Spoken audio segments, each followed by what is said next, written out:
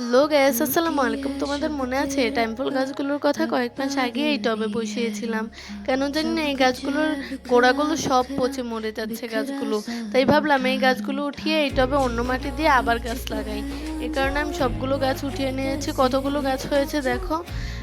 মুরব্বিদের একটা প্রবাদ বাক্য আছে না, আমও যাবে ছালাও যাবে। কেন বলছি জানো? এই গাছগুলো যদি না উঠাতাম তাহলে এগুলো মরে যেত। টবের ছিদ্রগুলো বন্ধ হয়ে গিয়েছিল, আমি টবে ছিদ্র করে নিলাম।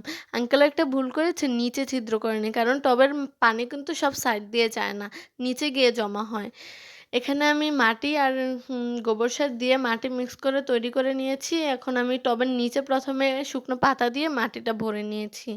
এখন আমি গাছগুলো লাগিয়ে নিব। আমি যদি গাছটা সরাসরি বসাতে যাই তাহলে গাছটা ভেঙে যাওয়ার সম্ভাবনা আছে। এ কারণে আমি একটা শলা দিয়ে গাছটা গর্ত করে তারপর গাছটা লাগিয়ে নিয়েছি। এখানে অন ক্যামেরা এটা করতে অনেক দেরি হচ্ছিল, তাই আমি একটু ক্যামেরাটা অফ করে সবগুলো গাছ লাগিয়ে দিচ্ছি। সাইডে দিয়েও কয়েকটা গাছ লাগিয়ে দিচ্ছি। এখন গাছটাতে পানি দিয়ে নিচ্ছি। কেমন হয়েছে জানিও। আজকে এ পর্যন্তই। টাটা।